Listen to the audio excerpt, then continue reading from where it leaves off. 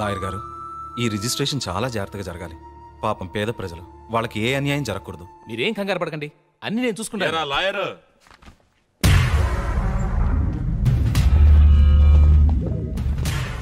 ఇన్నాళ్ళు మహంకాళి మార్కెట్కు డాక్యుమెంట్స్ లేవేమో అని కామెడీగా ఫీల్ అయ్యేవాడిని.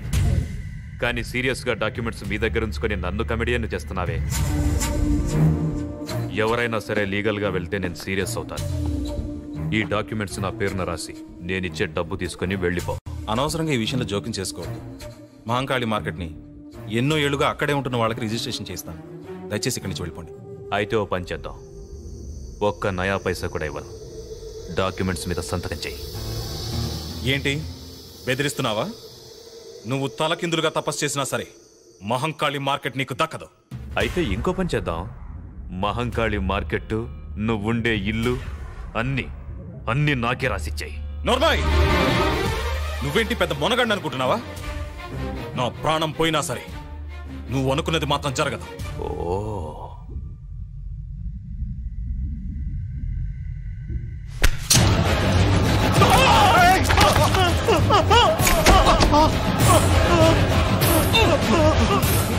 వాడు కేకలు ఎందుకు పెడుతున్నాడో తెలుసా? నొప్పి. ఆ నొప్పి కన్నా వాడు చస్తే నీకొచ్చే నొప్పి ఇంకా ఎక్కువ ఉంటుంది. అది భరించగలవా? వద్దు వద్దు.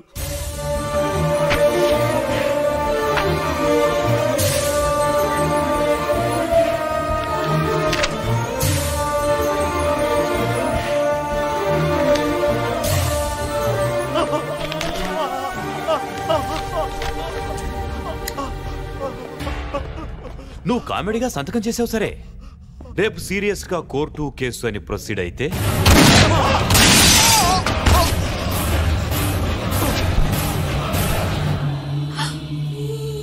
రాజశ్రీదేవి గారు, నేను లాయర్ విశ్వనాథ్ మాట్లాడుతున్నాను. ఆ నాయుడమ్మ మీ వారిని కొడుకుని చంపేశాడు. ఇప్పుడు మీకోసం వస్తున్నాడు. వెంటనే పిల్లల్ని తీసుకుని ఊరు వదిలి వెళ్ళిపోండి.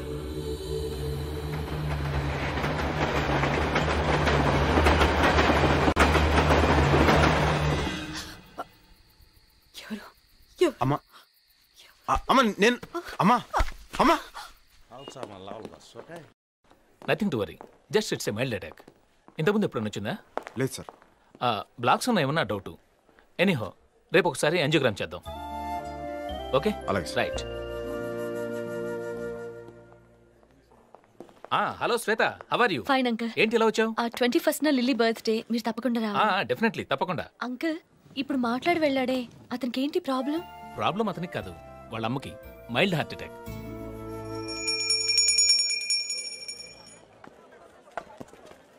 రేయ్ బాలుగా, దొరికిపోయినావురా.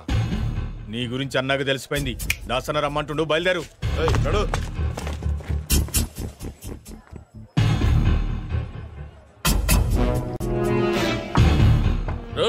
మీరందరూ బయట పండిరా.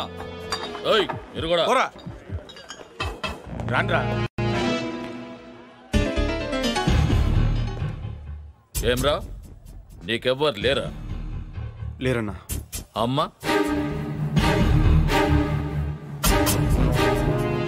మర్చిపోయినావురా, ఈరోజు అమ్మ తద్దినం. తద్దినం నాకు తెలుసన్నా, అందుకే పొద్దున్నే గుళ్ళో అమ్మ పేరు మీద పూజ కూడా చేయించి వచ్చాను. చూడన్నా కుంకుమ. అన్నా వద్దన్నా, అమ్మ ఆత్మశాంతి కోసం ఈరోజు మందు తాగద్దన్నా. గట్లనుకు తమ్మి. ఎందుకన్నా? అమ్మకు మందంటే ప్రాణం. అమ్మకు ఇంటికన్నా కళ్ళు కాంపౌండ్ అంటేనే చాలా ఇష్టం. ఎప్పుడు గాడే ఉంటుండే. నిన్ను కలవనికి ఢిల్లీ నుంచి ఆవిడ కిరణ్ సెట్ వచ్చిండు. అన్నా నేను బయలుదేరుతానన్నా. నువ్వు ఆగుతమ్మి. నమస్తే సాబ్.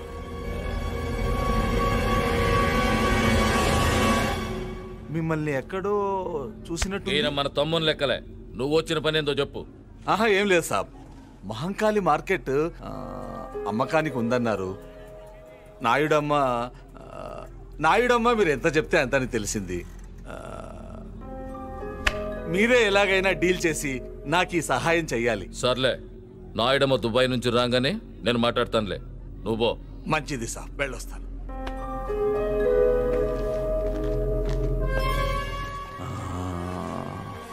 इस आदमी को मैंने कहा देखा, कहा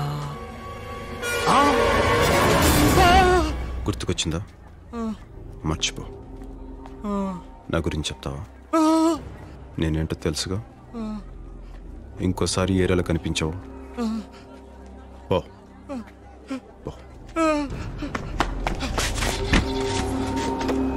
చలో గాడి జాయింగ్.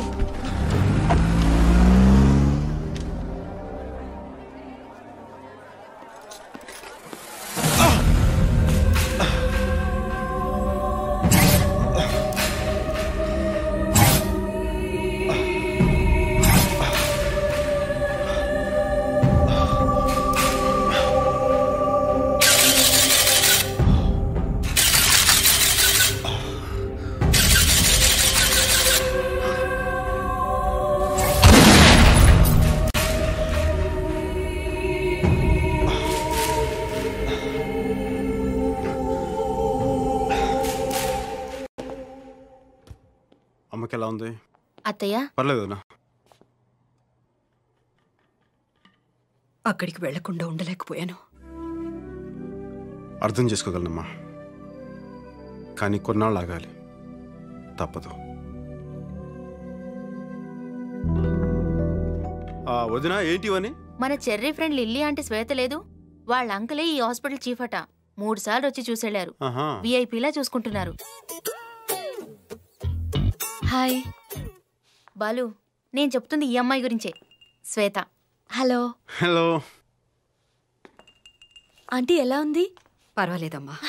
యాక్చువల్లీ సడన్ గా ఈవిని చూశాను, ఎక్కడో చూసినట్టుందే అని ఆలోచిస్తుంటే చెర్రీ జ్ఞాపకం వచ్చాడు. అచ్చం అమ్మ పోలికే. ఈవిడ చెర్రీ వాళ్ళ అమ్మేనా అని ఎంక్వైరీ చేస్తే అసలు విషయం తెలిసింది. మీరేం కంగారు పడకండి ఆంటీ, ఇక్కడ మిమ్మల్ని జాగ్రత్తగా చూసుకుంటారు. చాలా థ్యాంక్స్ అమ్మా. నువ్వేం చేస్తున్నావు? విజువల్ కమ్యూనికేషన్ చేశాను. ఫర్దర్ స్టడీస్ కోసం అమెరికా వెళ్దాం అనుకున్నాను, కానీ అయిన వాళ్ళందరినీ వదిలి అంత దూరం వెళ్ళడం ఎందుకని మానేశాను. అమ్మా, నేను వెళ్ళి డాక్టర్ని కలిసి వస్తాను. ఉంటానండి, బాయ్. Excuse me. సారీ. దేనికి? మీ ఫోన్ పగలగొట్టినందుకు. ఆ తర్వాత చాలా ఫీల్ అయ్యాను. కావాలంటే మా లిల్లీని అడగండి. నాకేం తెలుసు? యాక్చువల్లీ దానికి కూడా తెలీదు, అంత ఫీల్ అయ్యాను. ఆ రోజు నుంచి ఏది పగలగొట్టడం లేదు. ఆఖరికి ఆమ్లెట్ తినడం కూడా మానేశాను. ఎందుకని అడగచ్చుగా. ఎందుకు? గుడ్డు పగలగొట్టాలి కదండి. థ్యాంక్స్. బాలు, నీకు విషయం చెప్తే షాక్ అయిపోతావు.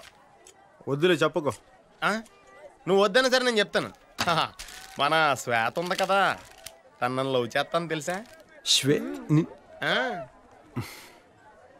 ఏంటి మాట పడిపోయింది? ఇంకో విషయం తెలిస్తే మనిషి కూడా పడిపోతావు. 25,000 అడ్వాన్స్ కూడా ఇచ్చిందమ్మా. ఏంటి ప్రేమించమనా? అదే మరి అటకారం ఉంటాయి. ప్రేమించమని ఎవరిని ఇస్తారా? అలా స్టార్ హోటల్కి పూల్ సప్లై చేయమని ఇచ్చింది. ఆ డబ్బులు తిరిగిచ్చే. జలసయ్యా? చెప్తున్నాను కదా, తిరిగిచ్చేసాయి. ఎందుకు తిరిగిచ్చేయాలి? తప్పేంటి? ఏ మీ కాంట్రాక్ట్ ఇవ్వకూడదా? భలే చెప్పారండి. నువ్వు మూస్తావా? చెప్పండి, అడ్వాన్స్ ఎందుకు తిరిగిచ్చేయాలి? నువ్వు మరీ అడ్వాన్స్ అయిపోతున్నావని. అంటే మీ ఉద్దేశం నేను ఇదంతా మిమ్మల్ని పటాయించడం కోసం చేస్తున్నానా? ఏదో హెల్ప్ చేద్దాం అనుకున్నాను. ఈ సిటీలో మీకన్నా పెద్ద మగాడే లేడనుకుంటున్నారా? నాకేం అవసరం లేదు. నేను ఒక్క చిటికేస్తే చాలు 100 మంది లైన్లో ఉంటారు.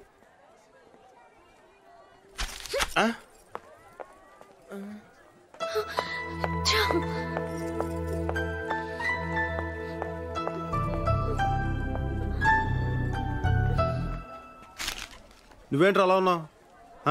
అనవసరంగా ఓవర్ యాక్షన్ చేసి నాకు బ్యాడ్ నేమ్ తీసుకొచ్చావు. అమ్మాయి వచ్చింది నా కోసం. ఎస్, అసలు నేను వచ్చింది నీకోసం. ఈ సిటీలో మీకన్నా పెద్ద మగాడెవరూ లేరు. చాలా ఐ లవ్ యూ.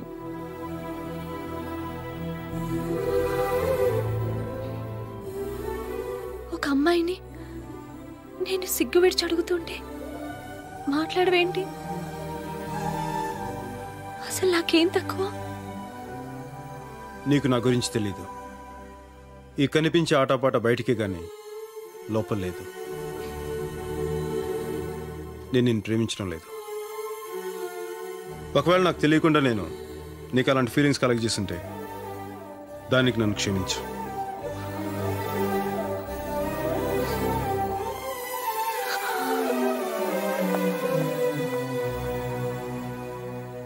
పాపం అమ్మాయి.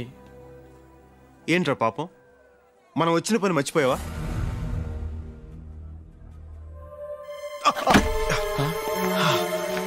బాలు, మళ్ళీ పెయిన్ వచ్చిందా? ఆ పెయిన్ రాకూడదు బాలు. పద హాస్పిటల్కి వెళ్దాం. ఇప్పుడు హాస్పిటల్ ముఖ్యం కాదురా. అంత నొప్పి వస్తుంటే హాస్పిటల్ ముఖ్యం కాదంటావేంటి? పద. మనం ఇక్కడికి ఎందుకు వచ్చామో అది పూర్తి చేయాల్సిన టైం వచ్చింది. రేపు నాయుడు వస్తున్నాడు.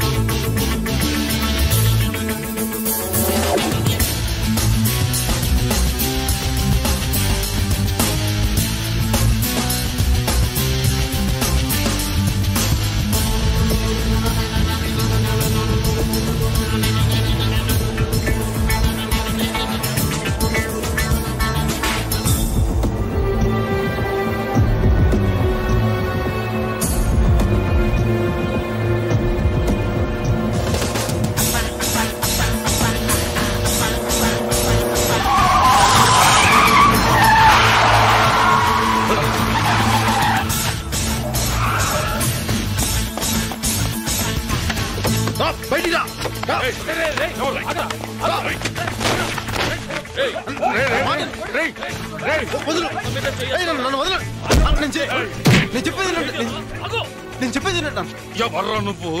నాయుడమ్మనే చంపడానికి వస్తావా? ఎంత ధైర్యం నీకు?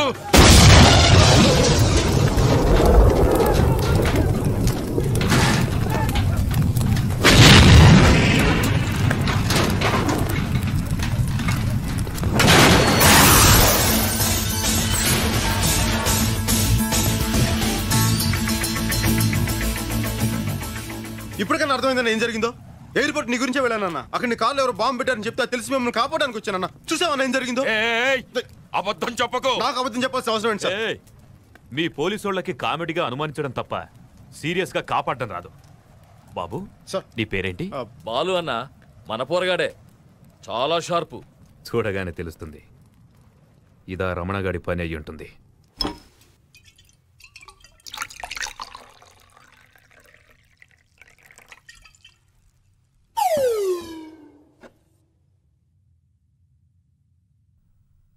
రా.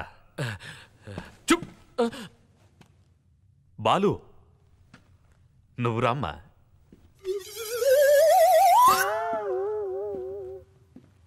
నువ్వు నాకు పునర్జన్మనిచ్చావు. నా తృప్తి కోసం నువ్వు ఈ డ్రింక్ తీసుకో. పర్లేదండి. పర్లేదు సార్. తీసుకో బాలు. పర్లేదు సార్. తీసుకో బాబు.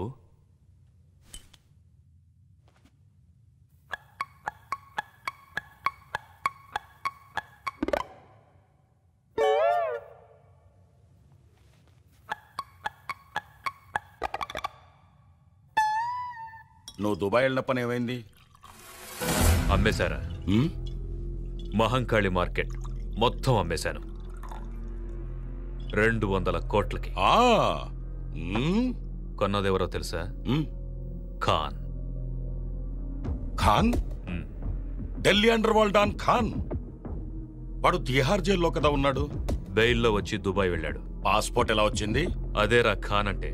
దుబాయ్లో చిన్న సామ్రాజ్యమే ఉంది. ఖాన్ ముందు మనమంతా బచ్చాగాళ్ళం. మరి మహంకాళి మార్కెట్ ఎందుకు? పుట్టిన ఊరు ఖాన్ది హైదరాబాదే. మహంకాళి మార్కెట్ మొత్తాన్ని పగలగొట్టేసి ఒక పెద్ద ఫ్యాక్టరీ కట్టాలని చూస్తున్నాడు. జాగ్రత్త నాయుడమ్మ. అలాంటి వాళ్లతో ఫ్రెండ్షిప్ అంత మంచిది కాదు. Very dangerous. కామెడీగా నాకు సలహాలు ఇవ్వటం మానేసి సీరియస్గా కార్లో బాంబు పెట్టింది ఎవరో చూడు.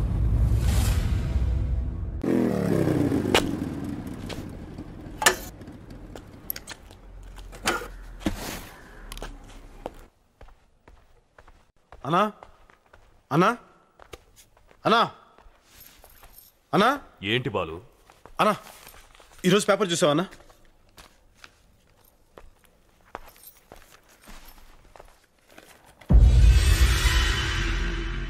ఎవరో రాజేశ్వరి అంటనా రేపు మహంకాళి మార్కెట్ స్థలం అందరికి రిజిస్ట్రేషన్ చేస్తానని చెప్పి ప్రకటన ఇచ్చింది.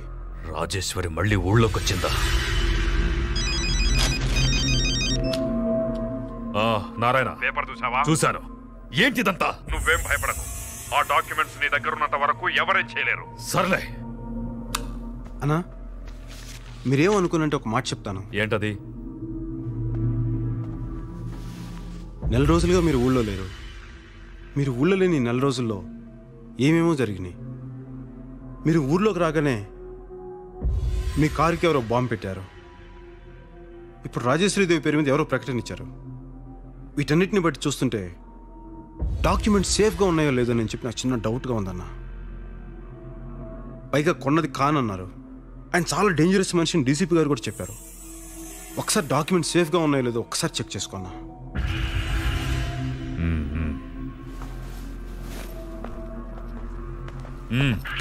ఎవరు లోపలికి రాకుండా చూసుకో. అలాగే అన్నా.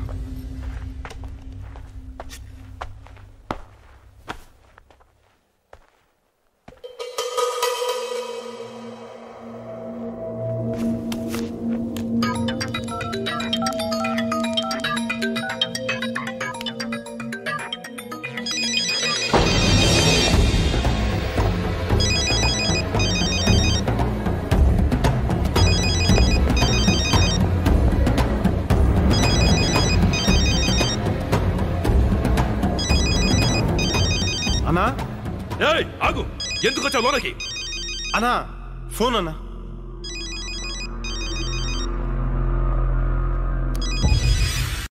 హలో, లైన్లో ఎవరు లేరే? మోగిందన్నా. సర్లే, నేను చూసుకుంటాను. నువ్వు బయటికి వెళ్ళా.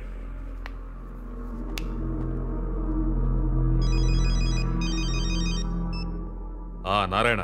నాయుడమ్మ, ఆ బాలుగాడెక్కడ? ఎందుకు? వాడితో జాగ్రత్తగా ఉండు. నీ కారులో బాంబు పెట్టింది వాడే. ఇప్పుడే ఇన్వెస్టిగేషన్ లో తెలిసింది.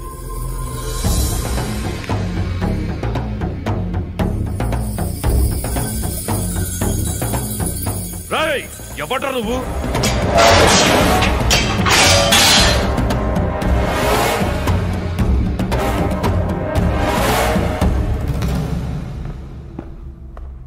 రాజేశ్వరి కొడుకుని.